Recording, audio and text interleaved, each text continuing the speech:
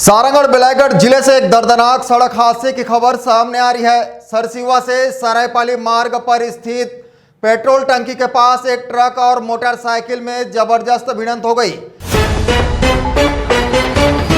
यह हादसा बीते रात करीब 11 बजे की है। जानकारी के अनुसार मोटरसाइकिल सवार 4 युवक बर्थडे मनाकर मनपसार से सरसीवा लौट रहे थे। तभी सरसीवा से सरायपाली की ओर जा रहे इंडियन ऑयल लिखे ट्रक से उनकी मोटरसाइकिल की टक्कर हो गई। हादसा इतना भीषण था कि तीनों सवार गंभीर रूप से घायल हो गए, वहीं एक को मामूली चोटें आई है। सूचना मिलते ही सरसीवा पुलिस मौके पर पहुंची और घायलों को इलाज के लिए बिलाईगढ़ स्वास्थ्य केंद्र पहुंचाया गया, जहां इलाज के दौरान प्रिंस बंजारे नामक युवक की मौत हो गई है, जबकि अन्य 2 की हालत गंभीर बनी हुई है।